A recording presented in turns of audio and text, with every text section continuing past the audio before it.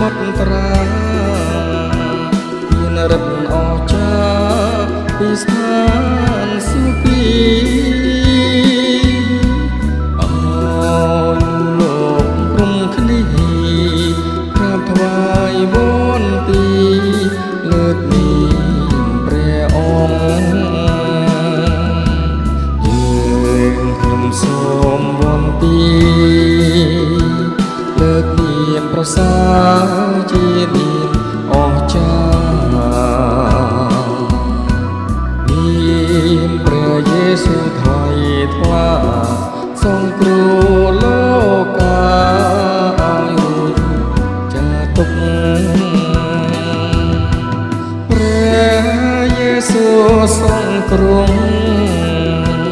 មិនចេះមើលថោកចំពោះលោកអ្នក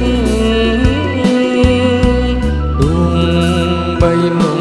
ខ្វិនខ្វាក់ទ្រង់ជួយដោយស្ម័គ្រមិនរើមុខឡើ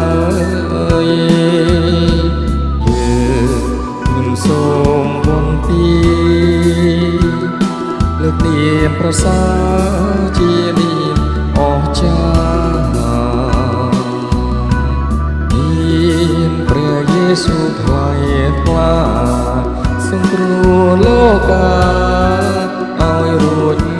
ចាកទុក្ខអូព្រះយេស៊ូវអើយមានតែទ្រង់ហើយដែលជួយដំរើយើងខ្ញុំតែផ្លូវត្រូវជួយដឹកនាំទៅឲ្យរួចពីបាបយើងខ្ញុំសូមវន្ទី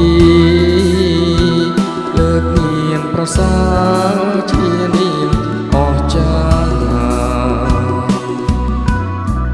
នាមព្រះយេស៊ូវថ្លៃថ្លាសង្គ្រោះ